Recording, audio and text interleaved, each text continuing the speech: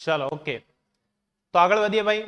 બરાબર, last lecture ની અંદર આપણે h નું સૂત્ર લાવ્યા હતા. બરાબર છે, a sigma t raise to 4. બરાબર છે, a sigma t raise to 4. એમાં આપણે e એ e જે છે તે e એડ કર્યો હતો.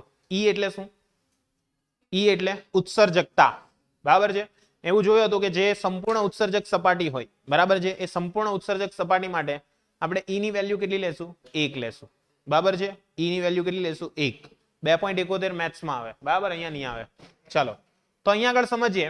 ધારો કે આપણે કોઈક પદાર્થ છે તેને પરિસરની અંદર રાખેલો છે. બરાબર, ટી જેટલું તાપમાન ધરાવતું પરિસર છે, એની અંદર જો એને રાખવામાં આવે તો શું થશે? તો કે ટી જેટલા તાપમાનના પરિસર ટીએસ જેટલા તાપમાનના પરિસરમાં રાખેલ હોય અને જો એ પદાર્થનું તાપમાન ટી હોય તો એને ઉત્સર્જિત કરેલી ઉર્જાનું મૂલ્ય કેટલું આવશે? તો સિમ્પલ છે કે ભાઈ આપણને એક વસ્તુ તો ખબર જ છે કે જો પદાર્થ પોતે ટી તાપમાન પર હોય તો એ દરમિયાન ઉષ્મા ઉત્સર્જનનો દર h બરાબર શું લખાશે? તે દરમિયાન ઉષ્મા ઉત્સર્જનનો દર h બરાબર શું લખાશે? a sigma t raise to 4 લખાશે. અને જો પરિસરનું તાપમાન ts હોય તો h નું સૂત્ર શું આવશે? hs is equal two a sigma ts raise to 4 લખાશે કે નહીં લખાશે? લખાશે. માની લો કે આપણો પદાર્થ છે તે વધારે ગરમ છે. કોના કરતા? પરિસર કરતા. બરાબર છે, પરિસરના તાપમાન કરતા આપણા પદાર્થનું તાપમાન કેવું છે? વધારે છે. તો ઉષ્મા પ્રવાહ ક્યાંથી ક્યાં તરફ હશે? બોલો, ઉષ્મા પ્રવાહ ક્યાંથી ક્યાં તરફ હશે? તંત્રથી તે પરિસર તરફ હશે. એટલે કે આપણા પદાર્થ છે તે પોતે શું કરશે? ઉષ્મા ગુમાવશે. તો h ની કિંમત શું આવશે? a sigma t raise to 4. બરાબર છે, minus a sigma ts raise to શું લખાશે? 4. તો આમાંથી a સિગ્મા કોમન કાઢો તો શું થશે? t raise to 4 minus ts raise to 4, જેને આપણે ટ્રાન્સફર થયેલી ઉષ્મા કહીશું h. એટલે આના પરથી તમારું h નું સૂત્ર શું આવેલું છે? h is equal to sigma a t raise to 4 minus ts raise to 4. Clear છે? અને જો ઉત્સર્જકતાને તમે ધ્યાનમાં લેશો તો શું થશે? તો કે h ના સૂત્રમાં ફક્ત e એડ થઈ જશે. એટલે શું થઈ જશે? e a sigma t raise to 4 minus ts raise to 4. એટલે આ તમારે ધ્યાનમાં રાખવું પડશે. સમજાશે કે નહીં સમજાશે? સમજાશે? કઈ પણ ડાઉટ છે? નથી ને? એટલે આટલી વસ્તુ ખાસ મગજમાં ફિટ કરી દેવી. ક્લિયર? તો આ ક્લિયર થઈ ગયું બધાને કે નહીં થયું? થઈ ગયું. તો આને આધારે તમે પ્રોપર જોઈ શકો છો.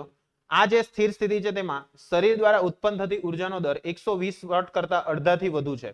અને આ ઉષ્મા વ્યય અસરકારક રીતે ઘટાડવા માટે આપણે સામાન્ય કરતા વધુ સારા એટલે કે આધુનિક આર્કટિક ઉત્તર ધ્રુવ પાસે પાતળું અને ચળકાટ ધાતુનું આવરણ ધરાવતા હોય તેવા તે આપણા કપડાઓનો ઉપયોગ કરવો જોઈએ કે જે શું કરશે? ચામડીની આગળ હોવાથી શરીરના વિકરણોને પરાવર્તિત કરવા દેશે નહીં. એટલે જો તમે ધ્રુવ પ્રદેશની અંદર રહેતા હશો તો ત્યાં આગળ શું થશે? આપણું તાપમાન વધારે હશે, આપણું તાપમાન ઘણું જ વધારે હશે અને ત્યાં બહારનું તાપમાન કેવું હશે? ઘણું જ ઓછું. જો આ કન્ડિશનની અંદર આપણે એમને એમ રહી ગયા તો શું પ્રોબ્લેમ થશે? તો આપણા શરીરમાંથી જે પણ તાપમાન છે તે ધીરે ધીરે ક્યાં વહન પામવા લાગશે? પરિસર તરફ વહન પામવા લાગશે. કઈ તરફ વહન પામવા લાગશે? પરિસર તરફ. અને પરિસર તરફ જ્યારે વહન પામશે એને કારણે શું થશે? પરિસર તરફ વહન પામશે ત્યારે બોલો તો કે ભાઈ આપણા શરીર ધીરે ધીરે ઠંડુ પડવા લાગશે. અને ઠંડુ પડવા લાગે એટલે એક સમય શું થશે? હાઇપોથર્મિયા થઈ જશે. એટલે કે આપણને શ્વાસ લેવામાં તકલીફ થશે. બરાબર છે, ત્યાર પછી ચક્કર આવવા લાગે. બરાબર છે, ઓક્સિજનની માત્રા ઘટી જાય આપણા શરીરમાં. એટલા માટે ત્યાં આગળ જ્યારે ધ્રુવ પ્રદેશમાં આપણે જઈએ તો એ દરમિયાન આપણે શું કરવું જોઈએ? તો કે ભાઈ વધારે ને વધારે ગરમ કપડાઓ પહેરવા જોઈએ કે જેથી આપણા શરીરની ઉર્જા જે છે તે બહાર નહીં જઈ શકે. સમજ પડશે? હે એવી કોઈ પ્લેસ જેમ કે કુલ્લુ, મનાલી, સિમલા ફરવા જાય, બરાબર છે, તો ત્યાં તમે જોયો તો બધા ઘેટા બકરાન જેવા બધા જાડા જાડા જેકેટ પહેરલા હોય. શા માટે? ઠંડી બહુ વધારે હોય ત્યાં. તો એ ઠંડી જો વધારે સમયમાં તમે રહ્યો ત્યાં આગળ તો તમે જામી જાઓ તાંતા. કેમ? તમને મે બી ત્યાં આગળ ગરમી જે છે તમારી શરીરની ગરમી તે બધી શું થઈ જશે? ઉત્સર્જિત થઈ જશે. અને પછી તમારા શરીરનું જે યોગ્ય તાપમાન જાળવવા માટે આપણા હૃદયે કેવું કામ કરવું પડશે? વધારે કામ કરવું પડશે. અને મે બી ત્યાં હાર્ટ એટેક આવવાના પણ ચાન્સીસ વધી જશે. તે લોકોનું શરીર થોડુંક ટેવાઈ ગયું હોય, એ તાપમાનના આધારે અનુકૂલિત થઈ ગયું હોય. બરાબર છે, એટલા માટે ત્યાં કઈ વાંધો નહીં આવે. જો ત્યાં વધારે ને વધારે રહેતા હોય તો એ લોકોનું ત્યાં પહેલેથી અનુકૂલિત થઈ ગયું હોય. હવે આપણે અહીંયા રહેતા હોય ને એ લોકોને જો અહીંયા બોલાવે તો એમ કે એ ક્યાં હે એમ કહી દે, બરાબર, કારણ કે એ લોકો ત્યાં રહેલા હોય એટલે એ લોકોને નેચરલમાં જ મજા આવે, બરાબર. પછી આપણી બાજુ આવે તો એમ કે આ શું છે બધું લહણ ખેલાવે, અને આપણે પાછું ત્યાં જ ગમે, પણ સારું આપણે ચાલવા ગઈએ તો ચલાય જ નહીં, હા ભીગીએ જીરીક વારમાં, તો સમજ પડે છે. એટલે એનું કારણ આવું છે. ખ્યાલ આવ્યો બધાને કે નહીં આવ્યો? આવ્યો. ચલો નેક્સ્ટ આવે છે ગ્રીન હાઉસ અસર. ગ્રીન હાઉસ અસર એટલે તમને બધાને જ ખબર છે. ગ્રીન હાઉસ અસર એટલે શું? તો કે ભાઈ આપણું જે સૂર્યમાંથી આવનારી જે પણ ઉર્જા છે તેનું શોષણ પૃથ્વી શું કરી દે છે? પોતે કરી લે છે. અને આ વિકિરણોની તરંગ લંબાઈ લાંબી તરંગ લંબાઈના વિભાગમાં હોય છે, એટલે કે ઇન્ફ્રારેડ વિભાગમાં હોય છે. પરંતુ આ વિકિરણનો મોટો ભાગ ગ્રીન હાઉસ વાયુઓ જેવા કે કાર્બન ડાયોક્સાઇડ, મિથેન, ત્યાર પછી નાઇટ્રસ ઓક્સાઇડ, ક્લોરોફ્લોરોકાર્બન અને ટ્રોપોસ્ફિયર ઓઝોન વડે શોષાય છે. શેના વડે શોષાય છે? ટ્રોપોસ્ફિયર ઓઝોન વડે શોષાય છે. આ ઉષ્મા વાતાવરણને ગરમ કરે છે. આ ઉષ્મા જે છે તે શું કરશે? વાતાવરણ જે છે એ વાતાવરણને શું કરશે? ગરમ કરશે. અને ફરીથી ઉષ્મા એ પૃથ્વીથી વધુ ઉર્જા આપે છે. પરિણામે પૃથ્વીની સપાટી સતત હુંફાળી રહે છે. આને કારણે સપાટી પરના વિકિરણોની તીવ્રતા ધીરે ધીરે શું થતી જશે? વધતી જશે. બરાબર. સપાટી પરના જે પણ વિકિરણો છે એ વિકિરણોની તીવ્રતા સતત ને સતત વધતી જશે. હવે આખી જે પ્રક્રિયા છે તે ચક્ર છે, અને શોષણ માટે વિકિરણ ન મળે ત્યાં સુધી આ પ્રક્રિયા શું થશે? કન્ટિન્યુ ચાલ્યા જ કરશે. એટલે સતત શું થશે? ઉર્જા આવશે, ફરી પાછી ઉત્સર્જિત થશે. ઓઝોન છે તે શું કરશે? એને કેપ્ચર કરી રાખશે, ને સતત ઉર્જા જે છે તેનું શું થતું જશે? સાયકલ, એટલે કે ચક્ર ત્યાં આગળ શું થયા કરશે? ફરિયાદ કરશે. આ રીતના કન્ટિન્યુઅસ ચક્ર શું થયા કરશે? ફરિયાદ કરશે. સમજ પડે છે કે નથી પડતી? પડે છે. અને અંતિમ પરિણામ સ્વરૂપે પૃથ્વીની સપાટી અને વાતાવરણ ગરમ થાય છે, જેને આપણે ગ્રીન હાઉસ અસર કહીએ છીએ. ગ્રીન હાઉસ અસર ના હોત ને તો પૃથ્વીનું તાપમાન કેટલું હોત? -18 ડિગ્રી સેલ્સિયસ. કેટલું બધું તાપમાન હોત? -18 ડિગ્રી સેલ્સિયસ. સમજ પડે છે? એટલે આટલું ઓછું તાપમાન હોત. અને માનવીય પ્રવૃત્તિને કારણે ગ્રીન હાઉસ વાયુની સાંદ્રતામાં વધારો થયો છે. પરિણામે પૃથ્વી વધુ ને વધુ ગરમ બનતી જાય છે. બરાબર છે. અત્યારે જોવા જઈએ તો પૃથ્વી વધારે ને વધારે ગરમ થાય છે. વધારાને કારણે એક અંદાજ મુજબ શતાબ્દીની શરૂઆતમાં તાપમાનમાં 0.3 થી 0.6 ડિગ્રી સેલ્સિયસનો વધારો થયો છે. આટલો બધો જ્યારે વધારો થાય એને કારણે શું થશે? આટલો બધો વધારો થાય એને કારણે તો કે ભાઈ જે ધ્રુવ પ્રદેશ છે એ ધ્રુવ પ્રદેશની અંદર, બરાબર છે, ધ્રુવ પ્રદેશ જે છે એ ધ્રુવ પ્રદેશની અંદરનો જે બરફ છે એ ધીરે ધીરે શું થવા લાગશે? પીગળવા લાગશે. પરિણામે જે સપાટી છે તે વધતી જશે, અને પૃથ્વીનું જો તાપમાન આજના તાપમાન કરતા 1 ડિગ્રી થી 3 ડિગ્રી જેટલું વધારે હશે. બરાબર. આવું જો ચાલ્યા કરશે તો શું થશે? 3 ડિગ્રી જેટલું તાપમાન વધશે. ને આ ગ્લોબલ વોર્મિંગ માનવ જીવન, વનસ્પતિ અને પ્રાણીઓ માટે મુસીબતનું કારણ બનશે. અને ગ્લોબલ વોર્મિંગ એ વિશ્વવ્યાપક ગરમીને કારણે હિમશિલાઓને ઝડપથી પીગાળશે, અને સમુદ્રની સપાટીમાં વધારો થશે, અને વાતાવરણની રચના પણ શું થઈ જશે? બદલાઈ જશે. આખું વાતાવરણ છે તે ધીરે ધીરે શું થવા લાગશે? બદલાવા લાગશે. અને ઘણા બધા દરિયા કિનારા પર રહેલા જે શહેરો છે તે ડૂબી જવાના ભય સ્થાને છે. જેમ કે એવું કહેવામાં આવે છે કે મુંબઈ જે છે અત્યારે જેટલો પણ દરિયાનો વિસ્તાર છે, દરિયાઈ વિસ્તાર છે, તે લગભગ 2025 થી 2030 સુધીમાં એ આખો એરિયા જે છે તે ડૂબી જવાના ચાન્સીસ વધારે રહેલા છે. બરાબર છે. કારણ કે ત્યાં આગળ ધીરે ધીરે અત્યારે દરિયાની સપાટી જે છે એ ધીરે ધીરે વધારે ને વધારે ઊંચી થતી ચાલી. બરાબર છે. એને કારણે એ બધું ધીરે ધીરે ડૂબવાને આરે છે. અને ગ્રીન હાઉસ અસરના વધારાને કારણે રણ વિસ્તારમાં પણ વધારો થશે, અને સમગ્ર દુનિયા ગ્લોબલ વોર્મિંગની અસરને લઘુત્તમ કરવા માટેના ઘણા પ્રયત્નો કરી રહી છે. બરાબર. ઘણા બધા પ્રયત્નો થાય છે પણ કઈ નિકાલ આવતો નથી. બરાબર છે. ખ્યાલ આવે છે? એટલે આ બધી વસ્તુઓ ત્યાં ધ્યાનમાં રાખવાની છે. સમજ પડી ગઈ? તूफान आएगा. હા ભાઈ, તूफान आएगा. સુનામી આएगी. ચાલો, ક્લિયર છે? હવે આવે છે સિમ્પલ દેશી મસ્ત મજાની મોસ્ટ આઈએમપી થિયરી, એટલે કઈ? ન્યૂટનનો શીતલનો નિયમ. શીતલનો નિયમ. બરાબર છે. ન્યૂટનનો શીતલનો નિયમ. ચલો, તમે બધી શીતલ બહુ દેખાડી છે. ચલો, તો આ ન્યૂટનનો શીતલનો નિયમ છે, બરાબર છે, તે શું છે? કઈ જ નથી, લહણ છે. બરાબર, સમજજો. તો ન્યૂટનનો શીતલનો નિયમ સમજવો હોય તો તમને એક સિમ્પલ એક્ઝામ્પલ આપું. દાખલા તરીકે આપણે અત્યારે વાતાવરણ છે, વાતાવરણની અંદર કોઈક વસ્તુ ગરમ મૂકવામાં આવે તો ગરમ વસ્તુ ઓટોમેટિકલી શું થઈ જાય છે? ઠંડી પડવા લાગે છે. આવું શા માટે થાય છે? તો કે આપણું જે વસ્તુ છે જેનું તાપમાન વધારે હોય તે શું કરશે? વાતાવરણ સાથે અનુકૂલિત થવાનો પ્રયત્ન કરશે. એટલે પોતાની અંદર રહેલી જે વધારાની ઉષ્મા હશે એ વધારાની ઉષ્માને શું કરી દેશે? વાતાવરણની અંદર ટ્રાન્સફર કરી દેશે. ક્યાં ટ્રાન્સફર કરી દેશે? વાતાવરણની અંદર ટ્રાન્સફર કરી દેશે. ક્લિયર છે?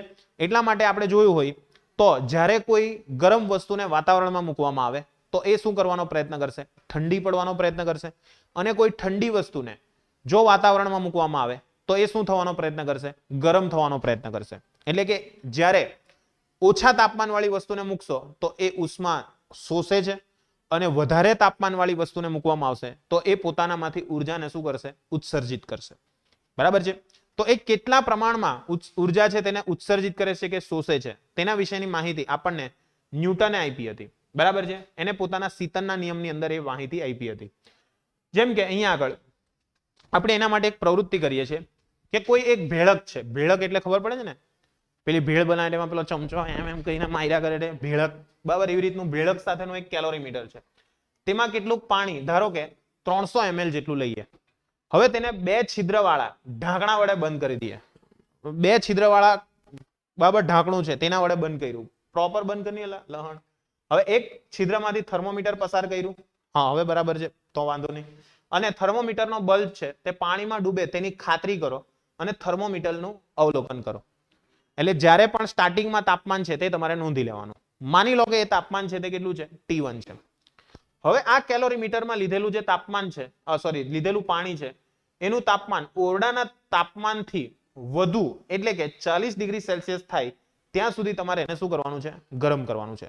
એટલે ધીરે ધીરે તમારે શું કરવાનું છે? એને 40 ડિગ્રી સેલ્સિયસ થાય ત્યાં સુધી એને ગરમ કરવાનું. ઉષ્મા પ્રાપ્તિ સ્થાન દૂર કરી પાણીને ગરમ કરવાનું બંધ કરો અને સ્ટોપવોચ વડે નોંધો કે એના માટે કેટલો સમય લાગશે. બરાબર છે? ખ્યાલ આવે છે? તમારે શું નોંધવાનો છે? એનો સમયગાળો. કે ભાઈ 40 ડિગ્રી સેલ્સિયસ પર તમે પહોંચાડી દીધું, પણ 40 ડિગ્રી સેલ્સિયસ પર પહોંચ્યા બાદ એ ફરી પાછો પોતાની મૂળ સ્થિતિમાં ક્યારે આવશે, એના માટે કેટલો સમય લેશે, એ તમારે અહીંયા આગળ શું કરવાનું છે? નોંધવાનું છે. ની સમજ પડી? પહેલા T1 ટેમ્પરેચર નોંધી લીધું, કેટલા તાપમાન પર હતું. પછી પાછું શું કર્યું? ગરમ કર્યું. ગરમ કરીને કેટલા પર લઈ ગયા? 40 ડિગ્રી સેલ્સિયસ પર. પછી આપણે શું કર્યું? ગરમ કરવાનું બંધ કરીને બધું છૂટું પાડી નાખ્યું. બરાબર? અને પછી શું નોંધવાનો પ્રયત્ન કર્યો કે ફરી પાછું એનું મૂળ ટેમ્પરેચર આવવા માટે કેટલો સમય લે છે તે એને નક્કી કરવાનો પ્રયત્ન કર્યું. હવે અહીંયા આગળ સ્ટોપવોચ શરૂ કરી ચોક્કસ ગાળાઓ માટે, જેમ કે પ્રત્યેક મિનિટે ભેળક વડે જે પાણીને સતત હલાવતા રહો છો અને થર્મોમીટરના અવલોકનને નોંધો અને પાણીનું તાપમાન T2 પરિસરના તાપમાનથી 5 ડિગ્રી સેલ્સિયસ વધુ થાય ત્યાં સુધી આ રીતનું તાપમાન તમારે શું કરવાનું છે? માપવાનું છે. એટલે પરિસરનું જે તાપમાન છે તે અને આપણું પાણીનું તાપમાન છે તે બંને વચ્ચેનો તફાવત કેટલો રહેવો જોઈએ? 5 ડિગ્રી સેલ્સિયસ. એ રીતના તમારે શું કરવાનું છે? એનું તાપમાન માપવાનું છે. ની સમજ પડી? જેમ કે આપણું પરિસરનું તાપમાન 25 ડિગ્રી સેલ્સિયસ છે તો આપણે ક્યાં સુધી એને ઠંડુ પડવા દેવાનું? 30 ડિગ્રી સેલ્સિયસ સુધી. ક્યાં સુધી? 30 ડિગ્રી સેલ્સિયસ સુધી. ની સમજ પડી? પડી? અને એને આધારે તમારે શું શોધવાનું? ડેલ્ટા ટી શોધવાનું. શું શોધવાનું છે? Delta T. તો ડેલ્ટા ટી ક્યાંથી મળશે? T2 - T1. બરાબર? T2 - T1 પરથી. તો એના માટે તમે એનો આલેખ દોરો છો તો આલેખ તમને આ રીતનો જોવા મળશે. આ રીતનો જોવા મળશે એટલે શું? જ્યારે તાપમાન વધારે હશે, બરાબર છે, તો એ તાપમાન તમારા ઓછા સમયમાં, બરાબર છે, જોજો અહીંયા આગળ સમય કેવો છે? અત્યારે ઓછો છે. જેમ જેમ સમય વધતો જશે તેમ તેમ તાપમાન શું થતું જશે? ઘટતું જશે. અને તાપમાનનો ફેરફાર જે છે તે એક સમયે કેવો થઈ જશે? કોન્સ્ટન્ટ થઈ જશે. કોન્સ્ટન્ટનો અર્થ શું થયો? અમુક ઉષ્મા આપણું પાણી છે તે પરિસરમાં ગુમાવશે અને પરિસર અમુક પોતાની ઉષ્મા કોને આપશે? પાણીને આપશે. એટલે આવી રીતના સતત દર જે છે તે શું થયા કરશે? ચાલ્યા જ કરશે. બરાબર છે? સંતુલન ચેપ્ટર ચાલી ગયું ને તમને? સંતુલન એટલે શું? રિયલમાં કોઈ પ્રક્રિયા સંતુલિત અવસ્થામાં હોતી નથી. બરાબર છે? ક્લિયર છે? એટલે કે એના પ્રક્રિયક અને નિપજ જે બનવાનો દર છે તે કેવો થઈ જાય છે? કોન્સ્ટન્ટ થઈ જાય છે. એટલે સતત પ્રક્રિયકમાંથી નિપજ, નિપજમાંથી પ્રક્રિયક. એવી રીતના અહીંયા આગળ પણ શું થશે?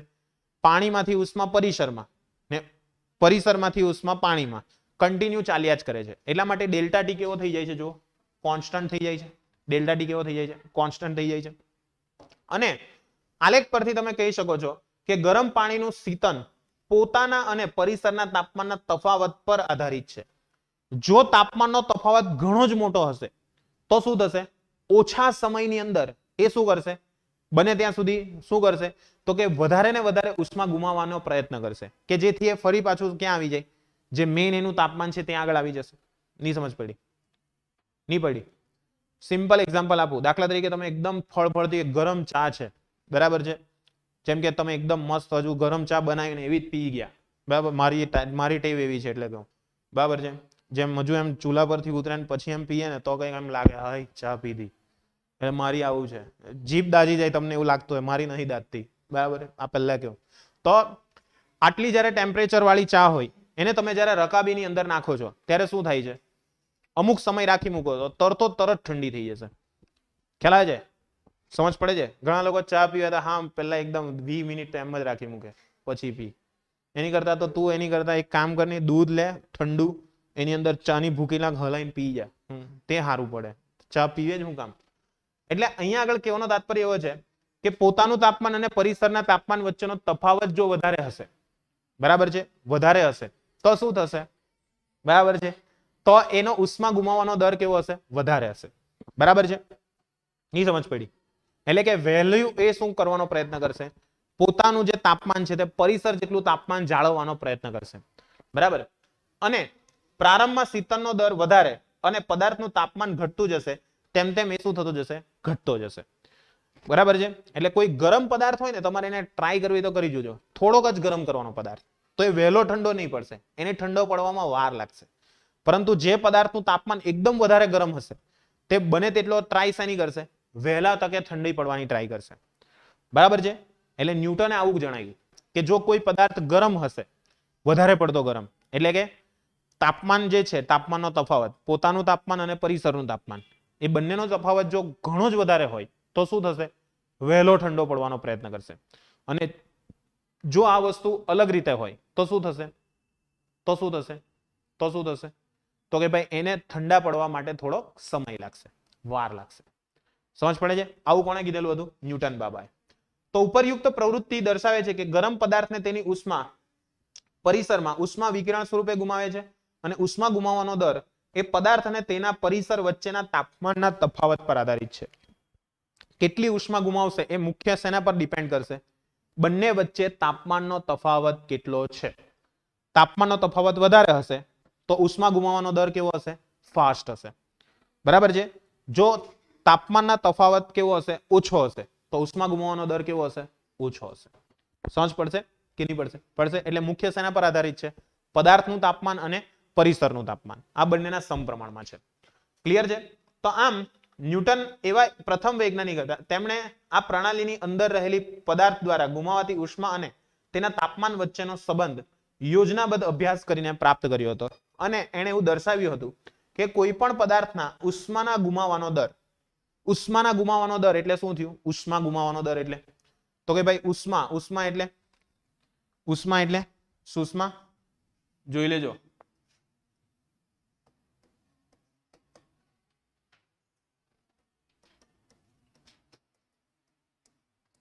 ઉષ્મા ગુમાવવાનો દર કીધેલું છે એટલે dq by dt લખવું પડશે. ઉષ્મા ગુમાવશે એટલે ઉષ્મા શું થવાની છે, હવે ધીરે ધીરે ઘટવાની છે, એટલે શું લખવું પડશે, માઇનસ લખવું પડશે. એ શેના પર આધારિત રહેશે, તો કે એ જે છે તે ટેમ્પરેચર ડિફરન્સ પર આધાર રાખશે. ટેમ્પરેચર ડિફરન્સ બોલે તો ડેલ્ટા ટી. ડેલ્ટા ટી એટલે શું, ડેલ્ટા ટી એટલે બોલો, T2 માઇનસ T1. શું લખાશે, T2 માઇનસ T1.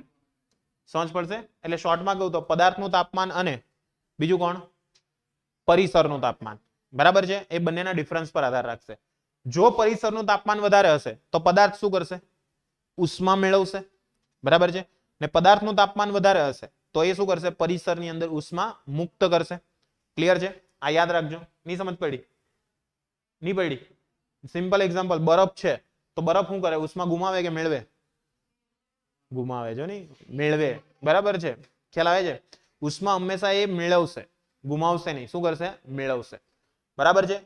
ચા છે, ચા, બરાબર છે, ચા કોફી દૂધ જે પીતા હોય તે, બરાબર, તો એ બધું શું કરશે, હંમેશા ઉષ્મા શું કરશે, હંમેશા ગુમાવશે, બરાબર છે. ઠંડી ચા, ખ્યાલ આવ્યો કે નહીં? ચાલો, એટલે આ વસ્તુ ક્લિયર થઈ ગઈ. એટલે આ વસ્તુ ધ્યાનમાં રાખજો. એટલે આ બંને એકબીજાના કયા પ્રમાણમાં છે, સમપ્રમાણમાં છે, બરાબર. ખ્યાલ આવ્યો કે નહીં આવ્યો? આવ્યો. તો આમ આ નિયમ નાના તાપમાન તફાવત માટે પણ પડાય છે. ઉપરાંત વિકિરણ દ્વારા ગુમાવાતી ઉષ્મા પદાર્થની સપાટીની પ્રકૃતિ અને ખુલ્લી સપાટીના ક્ષેત્રફળ પર આધારિત છે. એટલા માટે તમે જોયું હશે કે ચા ને ઠારવી હોય તો આપણે એને કપમાં નથી રાખતા, થાળીમાં રાખી મૂકીએ કે બને એટલી વહેલી ઠરે, બરાબર છે. ના એટલે એમ પેલા નાનલા પોયરાને દૂધ પીવડાવે ને તો જોજો પેલું થાળીમાં એમ એમ કહીને ઠારે ને પછી પીવડાવે, બરાબર. ખ્યાલ આવે છે? મેં તો આવું જોયેલું છે, એટલે કે બધે ફિઝિક્સ છુપાયેલું છે, તમને જોતા આવડવું જોઈએ. ક્લિયર? ખ્યાલ આવે છે? આપણે તો ગુજી એમાંથી જ ઊંચા નહીં આવીએ. ક્લિયર? એટલે આ ધ્યાનમાં રાખવાનું. ક્લિયર? એટલે તમે જે તાપમાન જે ઠારો છો કોઈ પણ વસ્તુ ને પ્લસ હજુ પણ વધારે ઠારવું હોય તો તમે શું કરો, એને એ થાળી જે છે તેને તમે પાણીની અંદર રાખીને પછી એમ જલેબી બાઈની જેમ લઈવા કરો, બરાબર છે. એટલે એ જે છે તે ક્લિયર થઈ ગયું બધાને. એટલે એ શા માટે, તો કે પાણી સરળતાથી પોતે શું કરી શકે છે, ઉષ્મા મેળવી શકે છે. એટલે વહેલી તકે શું થઈ જશે, ઠંડુ થઈ જશે, બરાબર. ક્લિયર છે? ટ્રેનિંગ છે, ધ્યાન રાખજો, બરાબર. ચાલો, ઈઝી થઈ ગયું, ક્લિયર થઈ ગયું બધાને. ચાલો, એટલે આવી રીતના વિકિરણ દ્વારા ઉષ્મા એ પોતે શું કરશે, ગુમાવશે. અને ઉષ્મા પદાર્થની સપાટીની પ્રકૃતિ અને ખુલ્લી સંપર્ક સપાટીના ક્ષેત્રફળ પર આધારિત હશે. એટલા માટે આપણે લખી શકીએ છીએ, શું લખી શકીએ ભાઈ, કઈ નહીં લખી શકીએ, dq by dt is equal to k delta t. Clear છે? dq by dt is equal to શું થશે, k delta t થશે, બરાબર. ઘણા નહીં સમજ્યા, કઈ નહીં સમજાય તેને વંદન, બરાબર. ચાલો, વાંધો નહીં. ચાલો નેક્સ્ટ વધીશું આગળ. ડાઉટ છે કઈ? નથી ને? ક્વેરી છે કોઈને, કઈ ક્વેશ્ચન નથી? ચાલો, હજુ ઘણા બધા એમ ઓહો હું કહી ગયા સર. ચાલો, કઈ નહીં, ઈઝી છે. તો આ વસ્તુ તમારે ધ્યાનમાં રાખવાની છે. ક્લિયર થઈ ગયું? કઈ પણ ડાઉટ છે? નથી ને? ક્લિયર? ટ્રેનિંગ કમ્પ્લીટ થઈ. ચાલો હવે આગળ વધીએ. તો હવે શું છે, તો કે જે પદાર્થ છે ચાલો, તો આ જે પદાર્થ છે તેની સપાટીની પ્રકૃતિ અને ક્ષેત્રફળ પર આનો મુખ્ય આધાર રહેલો છે, બરાબર છે. પ્રકૃતિ એટલે શું, કે પદાર્થ કેટલો સરળતાથી, બરાબર, ઉષ્મા શું કરશે, ગુમાવશે, બરાબર છે. ક્લિયર થઈ ગયું? અને પદાર્થ કેટલો સરળતાથી ઉષ્મા ગુમાવે છે તેના પર એનો આધાર છે અને ક્ષેત્રફળ પર આધાર રાખે છે, બરાબર છે. ક્લિયર થઈ ગયું કે નહીં? થઈ ગયું? ઓમ સમજી ગયો? ચાલો, એટલે ભાઈ તમારા બધા માટે ટ્રેનિંગ છે એમ. એટલે તમારું પોયરું આવે ને તમને એમ કે ડૂડુ તો પછી તમારે ફટાફટ એને એમ ગરમ કરીને પીવડાઈ નહીં દેતા, મરી જાય સારું, બરાબર. એટલે એને પ્રોપર એમ ઠંડુ પાડજો એમ. ક્લિયર? પ્રોપર રીતે ને પછી આપજો. એને સમજાવજે, જો લહણ આ ન્યૂટનનો શીતળનો નિયમ છે. એટલે નાનલેથી ભણાવો તો સાયન્સ ને લાયક બનશે, નહીં તો અમે ક્યાં કોને ભણાવું યાર. ક્લિયર? ચાલો, એટલે આ વસ્તુ છે. ચાલો, ક્લિયર થઈ ગયું? વધીએ આગળ. ઈઝી છે. ચાલો, હવે અહીંયા આગળ સમજીએ. ચાલો બસ. હે અલ્લા ભાઈ એવું નહીં યાર એમ. હવે કોઈ વાર હવે માની લો, ભલે એવું નહીં થાય પણ માની લો, ધારો કે તમને નોકરી નહીં મળી, માની લો બરાબર, બેરોજગાર રહી ગયા તો શું કરશો? પછી તો એક જ આવશે. એટલે ભાઈ બધી ટ્રેનિંગ લઈ લેવી સારી, બરાબર છે. ઓલરાઉન્ડર રહેવાનું, બરાબર. એટલે બહુ ટેન્શન નહીં. ક્લિયર? ચાલો, એટલે આ ધ્યાનમાં રાખજો. ચાલો, ક્લિયર થઈ ગયું? એટલે આ વસ્તુ ધ્યાનમાં રાખી શકાય. ક્લિયર? ચાલો, વધીએ આગળ. નહીં ભાઈ, મેં ટ્રેનિંગ લીધી નથી હજુ, પણ પહેલા કહી દો. ચાલો, પણ આવો વિચાર આવ્યો એમ. અત્યારે તમને નહીં ખબર હોય તો કહી દઉં, સુરતને ખાતે એક સ્કૂલ છે એવી, સુરતની અંદર એક સ્કૂલ એવી છે, એની મેં વિઝિટ કરી. બહુ જબરજસ્ત સ્કૂલ. એની અંદર તમને ગાય કઈ રીતના દોવાય તે શીખવાડે, પ્લસ ખેતી કઈ રીતના થાય તે શીખવાડે, દરજી કામ કઈ રીતના થાય તે શીખવાડે, બધી જ વસ્તુ શીખવાડે A to Z. જે આપણા ઘરનું કામ જે આપણે કહીએ ને, જે આપણે નહીં કરીએ, બધું બહાર કરાવવા આપીએ, તે બધી જ વસ્તુઓની ટ્રેનિંગ આપે તા, બરાબર. ગાય દોતા, પછી કોઈ બી ગાય છે તે છાણ કરી હોય તો છાણ કઈ રીતના લેવું, એનામાંથી કઈ રીતના રોટલા બનાવવા, પેલા હા ખ્યાલ આવે છે, કાવડન કેક, છાણા કઈ રીતના બનાવવા. તો આ બધી જ વસ્તુઓની ટ્રેનિંગ ત્યાં આગળ આપવામાં આવે છે. અત્યારે ઘણા લોકો એવું છે કે જે એ બધી વસ્તુ ઉચકાવે હો તમારી પાસે જ, ખુદ પાસે, બરાબર. આપણે બધું કે ઓ યે છી એમ કે, બરાબર. એ બધું છી બી નહીં આવે, ખ્યાલ આવે છે? હા, ક્લિયર? તો એ બધી વસ્તુઓ ત્યાં આગળ શીખવાડવામાં આવે છે. એટલે આજકાલ લોકો લહણ અહીંયા ધ્યાન આપ. એટલે આજકાલ જે બધા બહાર નાહી જાય છે ને, બધા અમુક લસણ, બરાબર, એમ કે 12માં પછી હું એમ કે બહાર એમ કે, તો પછી રેજ હું કહું અહીંયા. એટલે એવા લોકો જે બધા ત્યાં જવાના હોય તો એ લોકોને પહેલેથી ટ્રેનિંગ આપવા એના જે મા બાપ છે ને પહેલેથી એવી સ્કૂલમાં નાખે, કારણ કે બહાર જાય પછી શું કરવાનું છે એને હો નથી ખબર. બહાર જઈને જેટલા લોકો તે લોકો કે નહીં કે ત્યાં શું કરતા છે, એમ કે બિઝનેસ કરતા છે. બિઝનેસ પછી આપણે જોઈએ ને તો પછી એમ તો બધું શું કેવું, હવે છોડો, હવે અહીંયા કઈ કેવું જેવું નથી. એમ તો બધા કામ સારા જ છે, પણ મોસ્ટલી બધા બહાર જાય તો પછી કાં તો કપડાં ધોતો હોય, કાં વાહણ માનતો હોય, કાં ટોયલેટ સાફ કરતો હોય, બસ આનાથી વધારે કોઈ નહીં હોય. મોસ્ટલી મેં એવું જોયું છે. પછી ત્યાં આપણે એમ કહીએ ને તમારો શેનો બિઝનેસ, તો એમ કે અમારો ચા કોફીનો બિઝનેસ, બરાબર. એમ એટલે આપણે કેફે સમજતા હોય પણ રિયલમાં કેફે હો નહીં હોય, બરાબર. આપણે ત્યાં કેમ એમ ચાની ટપરી હોય, બરાબર, ચાની ટપરી ત્યાં કેમ ચા વેચતા હોય, તે રીતના એ લોકો ત્યાં એમ કે મોટો બિઝનેસ છે. એટલે આપણને તો એમ કે હો બહુ હે 2-5 કરોડનો. ક્લિયર? એટલે એવું બધું છે, સમજ પડે છે. પણ એને કરતા એ જ ચા આપણે અહીંયા ખોલી કાઢે તો શું ખોટું, બરાબર. ચા વાળું સૌથી ચાલે. તમને કેવું, શિક્ષકો નહીં કમાય એટલું ચા વાળા કમાય, બહુ કમાય ખરેખર. કેવું, રોજની તમારી 10 રૂપિયાની ચા, એમ સમજો રોજની તમે સમજો એક ચા 10 રૂપિયાની લઈએ, બરાબર. ને આવા ધારો કે 500 લોકો આવતા હોય, 500 તો ચા આરામથી વેચાતી હોય, આરામથી, બરાબર. એટલે કેટલો રોજનો 5000 નો ધંધો થયો, મહિને કેટલા થયા 1.5 લાખ રૂપિયા. ને એમાં પાણી નાખેલી ચા હોય, પ્યોર દૂધ વાળી નહીં હોય, એના પાછા પૈસા અલગ હોય, 12 રૂપિયા લે એના. સ્પેશિયલ ચા, ગોલ્ડન ચા, બરાબર, એ બધી કઈ. હા, એટલે એના 2 રૂપિયા 5 રૂપિયા અલગ હોય. એની સાથે તમે કંઈક પાછું ખાવા પીવાનું લગાવી દીધું તો 2 થી 2.5 લાખ રૂપિયા ઓછા નથી, બરાબર. આરામથી તમે કમાઈ શકે જો ચામાં ટેસ્ટ હોય તો. હા, ટેસ્ટ પેલા છે, પછી તમે કોઈ આપી જાય એમ કે લે 10 રૂપિયા લાવ, એમ નહીં કઈ, બરાબર. એટલે આ વસ્તુ ધ્યાનમાં રાખવાનું. ક્લિયર? એટલે આ ધ્યાનમાં રાખવાનું છે. એટલે બધી જ વસ્તુઓ અહીંયા આગળ થઈ શકે, શક્ય છે, પણ તમને બિઝનેસ કરતા આવડવો જોઈએ, બરાબર. સ્ટાર્ટિંગમાં મહેનત છે. એકવાર જો ચા ચડી ગઈ ને મોઢા પર પછી મજા જ છે. હા, MBA ચાય વાળા એમાં જ છે ને, MBA ચાય વાળા, બરાબર. એ આખું એના પર જ છે એનું આખું. પછી એને ફ્રેન્ચાઇઝ કરી નાખી મોડેલ. એટલે એ પોતે શું કરે, આખું ખાલી એમ પેકિંગ કરીને મોકલી આપે. એટલે પેલા લોકો એટલું જ તે નાખીને ચા બનાવવાની, બસ. એટલે એની બ્રાન્ડ હો એમને એમ રહી ને બધું જ તે એમ. હવે એક ફ્રેન્ચાઇઝીના તમને ધારો કે 2 લાખ થી 2.5 લાખ રૂપિયા મળે, ધારો કે એવા તમારા 100 આઉટલેટ ખુલી ગયા, 2.5 કરોડ રૂપિયા તો એમ જ આવી ગયા. તમારે તો કઈ નહીં કરવું પડ્યું, પ્લસ તમારું નામ થયું તે અલગ. સમજ પડે? એટલે આવા બધા ઘણા બિઝનેસ છે ભાઈ, બરાબર. એવું નથી કે તમે સાયન્સ લેવો તો પછી સાયન્સ લેવાથી ખાલી દિમાગ ખુલે. એવું નથી કે તમે સાયન્સ લેશો એટલે તમને નોકરી બહુ સારી મળશે, નથી જ મળવાની, આ ગેરંટી આ થઈ કેવું, બરાબર. ભલે અત્યારે તમને બધા કહેતા હોય કે તું સાયન્સ લે પછી બહુ લાઈફ હારી છે, કઈ હારી નથી. બેકારમાં બેકાર લાઈફ સાયન્સ પછી છે, આ તમને કહી દઉં. કારણ કે તમે સાયન્સ લઈને ધારો કે સારી કોલેજમાં એડમિશન નહીં થયું ને એટલે પહેલા જ તમારા ઘરેથી જ કહે બહુ હોશિયારી માનતો હતો ને સાયન્સ લીધેલું, ને આજુબાજુ વાળા પાછા ઘરના પાછા બીજા કેવા આવે તે અલગ. જોયું, મેં કીધેલું કોમર્સ અપાવો પણ નહીં માયના, સમય જાય ને.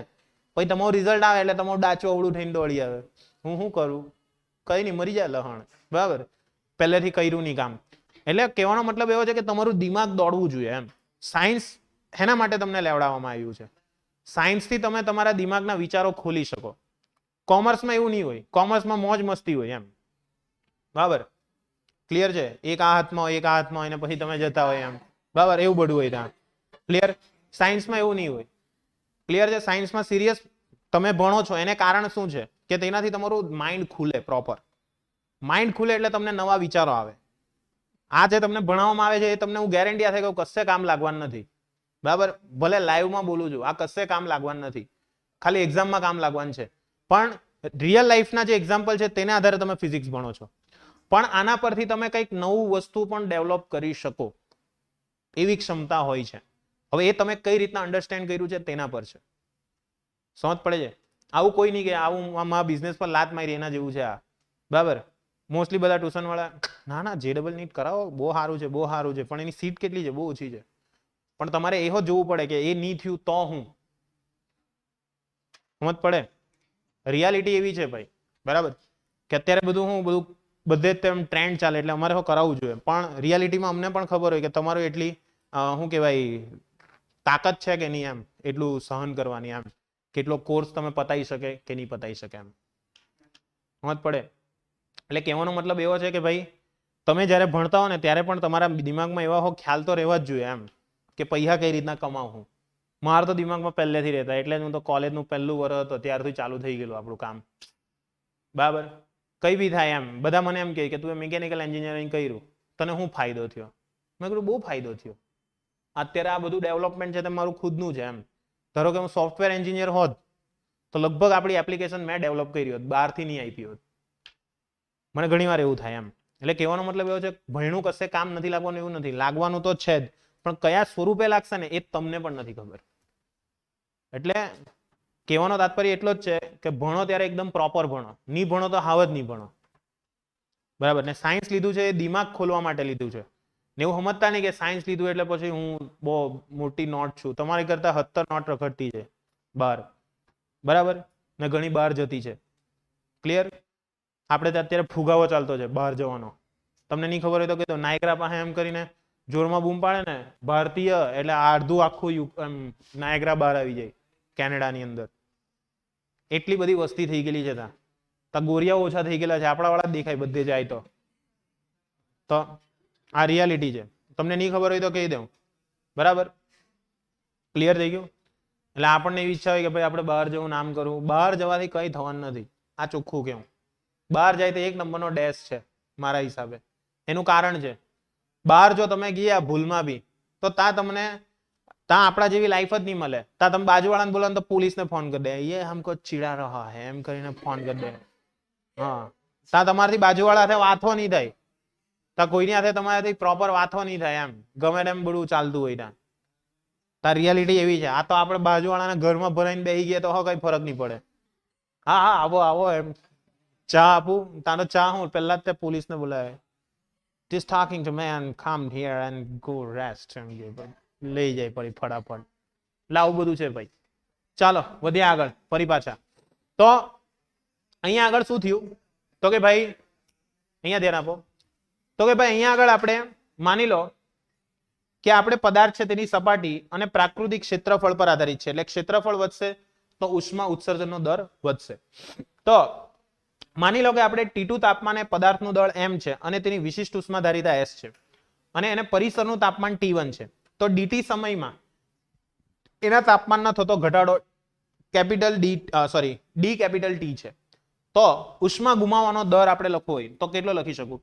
તો આપણી પાસે સૂત્ર છે Q બરાબર શું છે સૂત્ર? ms delta T. આવું કંઈક છે ms ડેલ્ટા T. છે કે નથી? છે. તો હવે આ જ વસ્તુને આપણે પ્રોપર રીતના લખવું હોય તો શું લખી શકું? તો કે ભાઈ ઉષ્મા ગુમાવવાનો દર, ઉષ્મા ગુમાવવાનો દર શું લખાશે બોલો? ઉષ્મા ગુમાવવાનો દર. તો કે ભાઈ Q ની જગ્યાએ આપણે લખવું પડશે dq, કારણ કે ઉષ્મા દરેક વખતે અલગ અલગ ગુમાવશે, કારણ કે તાપમાન જેમ જેમ ઘટે છે તેમ ઉષ્મા ગુમાવવાનો દર પણ શું થશે? બદલાશે. એટલે dq બરાબર શું થઈ જશે? તો કે ms delta T. Delta T પરથી શું લખી શકાશે આપણાથી? dt2 લખાશે. શું લખાશે? dt2. સમજ પડે છે બધાને? ક્યાંથી પડતી? પડે છે. એટલે dq બરાબર શું લખાશે? ms dt2. હવે અહીંયા આપણે શું કરીએ? dt વડે ભાગતા, ચલો dt વડે ભાગી નાખો તો શું થઈ જશે? dq by dt is equal to શું થઈ જશે બોલો? ms dt2 by શું થઈ જશે? dt થશે. ms dt2 by શું થઈ જશે? dt થશે. સમજ પડે છે બધાને? ક્યાંથી પડતી? પડે છે? નહીં ખ્યાલ આવ્યો? હું લસણી ખ્યાલ નહીં આવ્યો હે? dt2 હિસામાંથી એટલે હમણાં તો સમજાયું કે આપણું પદાર્થનું તાપમાન છે તે કેટલું છે? T2 છે. એટલે એના T2 જેટલા તાપમાનમાં ફેરફાર આવવાનો, એટલા માટે શું થયું? dt2. કા ખોવાઈ ગઈ તું? બહાર જવાની ને? સાચું કે છે હે ને? એટલે ખબર પડે. હા પકડાઈ ગઈ. ચાલો હા કોરિયા જવાની કેમ? અચ્છા એના જેવી દેખાતી છે એટલે હા ચાલ. ચાલો વધ્યા આગળ. ઈઝી છે. ડેલ્ટા ટી માંથી મેં ડીટી એટલા માટે લીધું કે આપણે છે ને સ્મોલ સમયની અંદર થનારો ફેરફાર છે ને તેને ધ્યાનમાં લેવાનો છે એટલા માટે. ઓકે બેરી લસણી. ચાલો અહીંયા આગળ શું કહું છું તે જુઓ. Q બરાબર આપણું સૂત્ર છે ms ડેલ્ટા ટી. બટ આપણે જે ફેરફાર ધ્યાનમાં લેવાનો છે તે સૂક્ષ્મ ફેરફાર છે. એ સૂક્ષ્મ ફેરફાર છે ને એટલા માટે આપણે અહીંયા આગળ ક્યુ ની જગ્યાએ શું લેશું ડી ક્યુ લેશું અને જેવું તમે ડી ક્યુ લેવો ને એટલા માટે અહીંયા શું થઈ જશે એમએસ dt2 થઈ જશે કેમ તો કે આપણું તાપમાન જે છે ને તે dt2 છે એટલે ખ્યાલ આવ્યો સમજાયું ડાઉટ છે કે નથી ડાઉટ છે નથી ને એટલે આ વસ્તુને તમારે ધ્યાનમાં રાખવાની છે નહીં સમજ પડી હા શું થયું किसकी ચાલો અચ્છા ઓકે વધ્યા આગળ તો dq by dt ક્લિયર થઈ ગયું બધાને સમજાશે કે નહીં સમજાશે તો આપણી પાસે dq જે છે તેનું સૂત્ર છે dq by dt is equal to k કૌંસમાં t2 minus t1 બરાબર છે એટલે dq by dt is equal to શું થશે k t2 minus t1 તો અહીંયા આપણે dq by dt ની કિંમત લાવેલા જ છે અને આ માઇનસમાં હતું યાદ છે ને માઇનસ dq by dt પ્રપોઝનલ છે એટલે પ્રપોઝ છે એના કારણે ઇક્વલ કરવા માટે એટલે k લખવો પડશે એટલે શું થશે આપણું તો કે ભાઈ માઇનસ ms dt2 છેદમાં શું થઈ જશે dt is equal to k કૌંસમાં t2 minus t1 થઈ જશે ની ખ્યાલ આવ્યો બસ આમાં શું કરીએ dt છે તેને કરતા બનાવો તો dt2 છેદમાં શું થશે t2 minus t1 is equal to શું થઈ જશે બોલો k by mass into dt ને આ શું આવશે માઇનસ નો માઇનસ અહીંયા આગળ આવી જશે સમજાશે કે નહીં સમજાશે ચાલો તો આ શું થઈ ગયું તો કે અહીંયા આગળ એક સંકલનનું સૂત્ર બન્યું dt2 છેદમાં t2 minus t1 is equal to integration minus k by mass into dt તો આ શું થઈ ગયું 1/x થઈ ગયું એક જાતનું તો 1/x નું શું થઈ જશે log x થશે એટલે log x શું થશે t2 minus t1 is equal to આ જે કિંમત છે તે શું થઈ જશે k by ms into t plus શું લખાશે c લખાશે શું લખાશે પ્લસ c ની સમજ પડી સંકલન 1/x થાય log છે તેને પેલી બાજુ જવા દો log પેલી બાજુ જવા દો તો શું થઈ જશે log પેલી બાજુ જવા દો તો કે અહીંયા થશે t2 minus t1 is equal to log પેલી બાજુ ગયો એટલે e ની ઘાતમાં જશે કોની ઘાતમાં જશે e ની ઘાતમાં તો e ની ઘાતમાં કેટલા થઈ જશે minus k by ms into t plus શું થશે c ખ્યાલ આવે છે બધાને કે નથી આવતો આવે છે એટલે આ તમને ફાઇનલ તમારું ઇક્વેશન પ્રાપ્ત થશે ખબર પડી કે નહીં પડી એમાં આજે આ k by mass છે તેને આપણે સુધારી લીધેલો છે કેપિટલ k ધાર્યો છે એટલા માટે સમજાશે કે નહીં સમજાશે છામ ખ્યાલ આવે છે ને હા ચાલો ઈઝી આ રીતના આપણો જે તાપમાનનો ચોક્કસ વિસ્તાર છે બરાબર છે તેના માટે આપણે શીતળના નિયમના સમયની શું કરી શકીએ છીએ ગણતરી કરી શકીએ છીએ હવે આ રિયાલિટીમાં કઈ રીતના થાય તે આપણે એક્ઝામ્પલ સાથે જોઈશું એટલે વધારે આઈડિયા આવશે સમજાય છે ને હા ચાલો હવે અહીંયા આગળ જુઓ તો કે તાપમાન જે છે તે તાપમાનનો જે તફાવત છે તે નાના ગાળા માટે ઉષ્મા વહન ઉષ્માનયન અને ઉષ્મા વિકિરણની સંયુક્ત રીતે શીતનનો દર તાપમાનના ફેરફારના સમપ્રમાણમાં છે કોઈ રેડિએટરમાંથી ઓરડામાં સ્થાનાંતરિત પામતી ઉષ્મા ઓરડાની દિવાલો દ્વારા થતો ઉષ્માવ્યય અથવા ટેબલ પર મૂકેલા કપમાં રહેલી ચાના શીતનમાં સાચી પડતી સન્નિકટતા છે બરાબર છે એટલે ચા માટે પણ સાચું છે બધા માટે સાચું છે બરાબર અનન્યા ખ્યાલ આવશે એટલે બધા માટે આ વસ્તુ કેવી છે સાચી છે ક્લિયર છે અને એના માટેની જે ગોઠવણ છે તે અહીંયા આગળ તમને બતાવેલી છે ઓકે ક્લિયર થઈ ગયું એટલે આટલી વસ્તુ ખાસ ધ્યાનમાં રાખજો અને થર્મોમીટર દ્વારા તમે આ બધી વસ્તુઓ માપી શકો છો ક્લિયર થઈ ગયું બધાને કે નહીં થયું થઈ ગયું તો હવે આપણે આનો એક દાખલી જોઈ લઈએ એટલે તમને એક્ઝેક્ટ અંદાજો આવે કે એક્ઝેક્ટલી આપણે શું કરવા માંગતા છે આમાં બરાબર કે આની અંદર આપણે સમય શોધી શકીએ શું શોધી શકીએ છીએ આનો મુખ્ય બેનિફિટ સમય ક્લિયર છે પેલી શું થયું ગઈ કે છે ગઈ અચ્છા છે વાંધો નહીં ચાલ વધીએ આગળ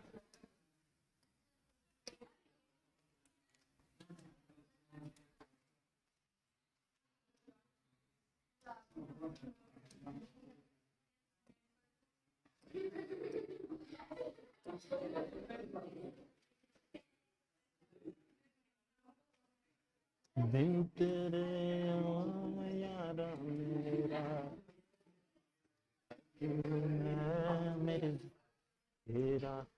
ચાલો વધીએ આગળ.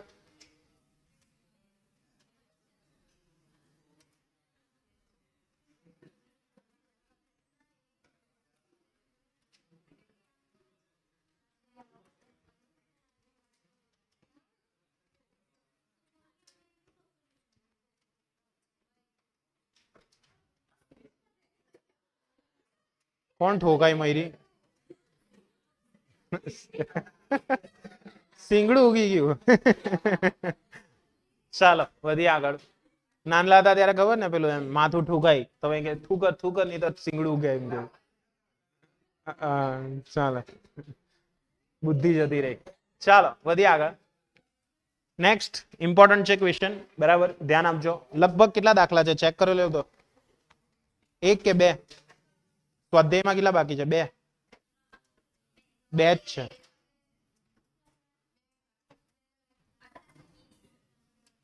અઢાર ને 20 બાકી એમ.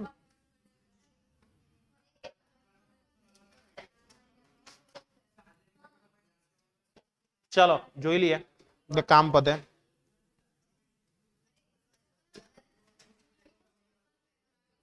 ચાલો નેક્સ્ટ શું કીધેલું છે? 20 ડિગ્રી સેલ્સિયસ ઓરડાના તાપમાને 1 એટલે શું આપ્યું છે? આ પરિસરનું તાપમાન આપેલું છે 20 ડિગ્રી સેલ્સિયસ.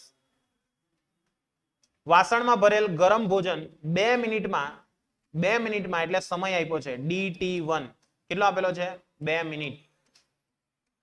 તે દરમિયાન ક્યાંથી ક્યાં જાય છે? 94 ડિગ્રી સેલ્સિયસ થી 94 ડિગ્રી સેલ્સિયસ છે એનું તાપમાન, એટલે એ શું આપ્યું? T1 આપ્યું. કેટલું છે? 94 ડિગ્રી સેલ્સિયસ. અને એમાંથી એક કન્વર્ટ કેટલા પર થાય છે? તો કે ભાઈ 86 ડિગ્રી સેલ્સિયસ પર કન્વર્ટ થાય છે. ઓકે, સમજ પડે છે બધાને કે નથી પડતી? પડે છે. એટલે પ્રારંભિક વસ્તુ આ આપેલી છે. તેનું તાપમાન 71 ડિગ્રી સેલ્સિયસ થી 69 ડિગ્રી સેલ્સિયસ થવા માટે કેટલો સમય લાગશે? એટલે તમારે શું શોધવાનું છે? DT2 શોધવાનું છે, બરાબર છે. DT2 ની કિંમત કેટલી છે? તે દરમિયાન તમને T1 ડેશ કેટલો આપેલો છે? 71 ડિગ્રી સેલ્સિયસ. ને T2 ડેશ કેટલો આપેલો છે? 69 ડિગ્રી સેલ્સિયસ. ઓકે, તો આના માટે તમારે શું શોધવાનું છે? સમય કેટલો લાગશે તે શોધવાનું છે. તો પપ્પુ સૂત્ર છે. કયું સૂત્ર છે બોલો? પપ્પુ સૂત્ર. તો કે ભાઈ dq/dt ઇઝ ઇક્વલ ટુ શું સૂત્ર લાવ્યા? k કૌંસમાં T2 - T1 ના શેમાં હતું? માઇનસમાં હતું. શેમાં હતું? માઇનસમાં હતું. ખ્યાલ આવે છે? શું થતું છે તને? ઉભરા બહુ આવતા છે ને આજે, કઈ ખબર નહીં. ઓકે, આજે કઈ નથી થયું, બરાબર છે. ચાલ આજે કઈ નથી થયું, બરાબર. ચાલ વધીએ આગળ. હા બરાબર છે, પકડાઈ ગઈ છે. ચાલો ક્લિયર થઈ ગયું. એટલે અહીંયા આગળ બે વસ્તુઓ આપેલી છે આપણને. ચાલો ભાઈ ધ્યાન નહીં આપે, હું લસણ જેવા હાવ. તને કઈ કીધું? મેં તારું નામ લીધું, હું નહીં જો હવે. ચાલો વધીએ આગળ.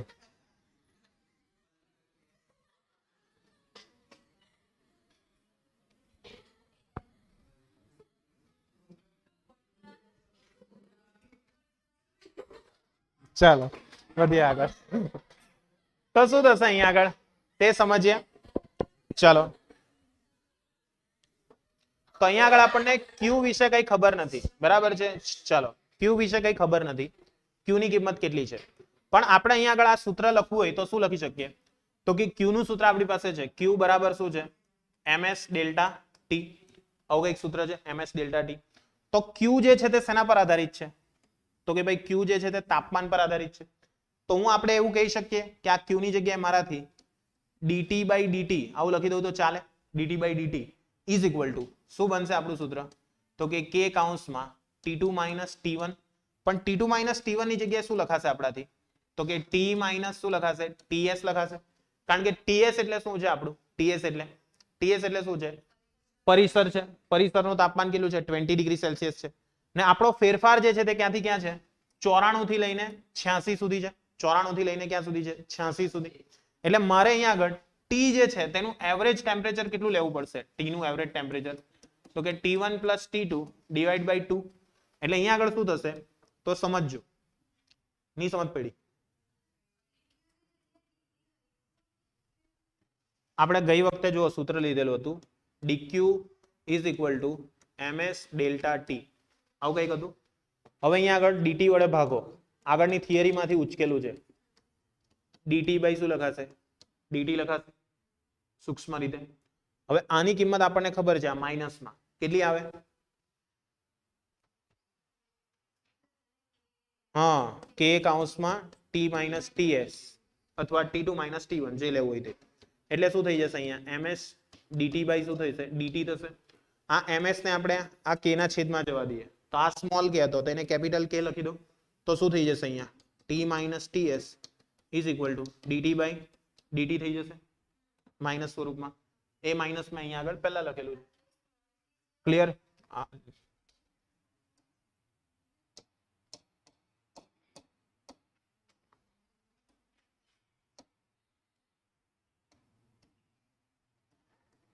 ઓકે, કેપિટલ કે ઈઝી થઈ ગયું.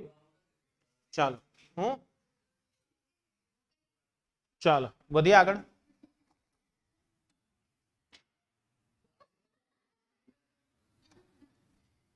થઈ ગયું સ્મોલ કે. ચાલો વધીએ આગળ. આટલું ક્લિયર થઈ ગયું કે ના થયું? થઈ ગયું. હવે આના અકોર્ડિંગ આપણે કામ કરવાનું છે. તો શું થશે અહીંયા આગળ? તો કે આ dt એટલે શું છે? તાપમાનનો ફેરફાર. dt એટલે તાપમાનનો ફેરફાર, એટલે શું લખાશે? T2 માઇનસ T1 છેદમાં શું લખાશે? dt is equal two k. આ t ની કિંમત કેટલી આવશે આપણી? તો કે ભાઈ T1 પ્લસ T2 એના છેદમાં 2 ઓછા શું લખાશે? ts લખાશે. બરાબર. ચાલો તો અહીંયા આગળ લખીએ. T2 ની કિંમત કેટલી છે? T2 86 માઇનસ T1 કેટલા છે? 94 ડિવાઈડ બાય t કેટલી છે? 2 મિનિટ. એટલે 2 મિનિટ લખી દઈએ ડાયરેક્ટ. કે ખબર નથી, શોધી કાઢીએ. તો અહીંયા શું થશે તે જુઓ. T1 પ્લસ T2 એટલે કેટલા છે? 94 પ્લસ 86 ભાગ્યા 2 ઓછા પેલા કેટલા છે? 20 ડિગ્રી સેલ્સિયસ છે. બરાબર. ચાલો કરી નાખો કેટલું આવશે ટોટલ. આ કેટલા આવશે? -8 એટલે પ્લસ થઈ જશે ને. આ માઇનસ ને પેલું માઇનસ એટલે 8 ભાગ્યા 2 બરાબર કેટલા થઈ જશે? આયરા આ થશે તમારા 180 ભાગ્યા 2 90 માઇનસ 70 થશે ને. 70 કે એટલે આના પરથી આપણને શું મળ્યો? પહેલો કે મળી ગયો. એટલે કે થી કેટલા થશે? 8 ભાગ્યા 140 તો જ પડશે ને. એટલે 2 વડે 4 વડે ઉડે કે 4 વડે ઉડશે. ચાલો 2 ને અહીંયા આવે 35 બરાબર. એટલે આ કે ની કિંમત તમને મળી ગઈ.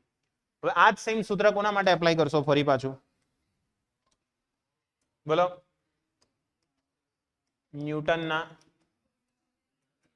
શીતનના નિયમ મુજબ. ચાલો શું લખાશે? સેમ સૂત્ર dt by dt is equal to capital K t minus ts. હવે આના માટે આપણે શું શોધવાનું છે? આ 2 જે છે તે શું કરવાનું છે? શોધવાનું છે. બરાબર. તો dt2 ને પેલી બાજુ જવા દો તો શું થઈ જશે અહીંયા આગળ? t2 dash minus t1 dash છેદમાં t માઇનસ શું લખાશે? ts ઇન્ટુ કેટલા આવશે આપણા? k ને અહીંયા શું થઈ જશે? dt2 થઈ જશે. dt2 ખ્યાલ આવશે? ચાલો તો શું થશે અહીંયા આગળ? માઇનસ t2 ડેશ કેટલા છે? t2 ડેશ 69 પેલા કેટલા છે? 71 સાંજવાન. ચાલો અહીંયા કેટલા થશે? 70 ઓછા 20 ને કે તમે કેટલો લાવ્યા? 2 ભાગ્યા 35 dt2 મળી જશે.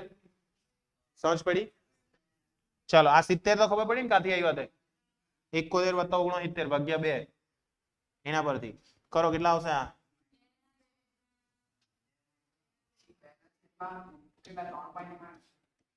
35/50 આવે મને તો એવું લાગે. બરાબર છે. 71 માઇનસ 69 એટલે 2 એ 2 ને આ 2 કેન્સલ. 35 છેદનો છેદ અંશમાં ગયો એટલે 35/50. આ શું આવશે? dt2 આવશે. ચલો કરી નાખો. dt2 કેટલું આવશે? 0.7. એકમ શું આવશે? મિનિટ. બરાબર મિનિટ આવશે. ક્લિયર? 0.7 શું આવશે? મિનિટ. તો આના ગુણ્યા 60 કરો કેટલા આવશે 7 છંગ 42 સેકન્ડમાં આવી જશે એટલે 42 સેકન્ડ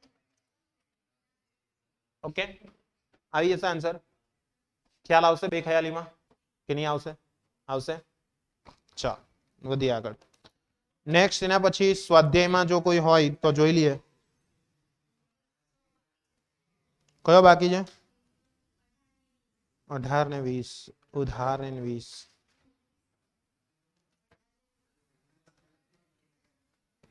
18 હું નહીં કરાવવાનો એ 18 તો કરાવ્યો હતો ને એન્ટીપાયરીન વાળો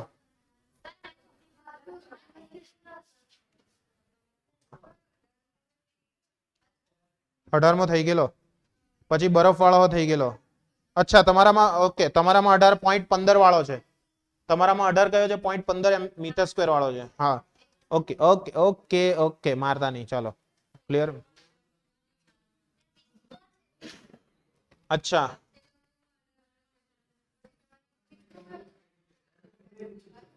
કઈ નહીં તમારે 22મો જાતે કરી નાખવાનો સેમ આ જ છે ઓકે 22મો છેલ્લો જે છે તે જાતે ઓકે ને પેલો તમારા માટે હોમવર્ક બરાબર એટલે અહીંયા થાય છે ચેપ્ટર પૂરું બરાબર યસ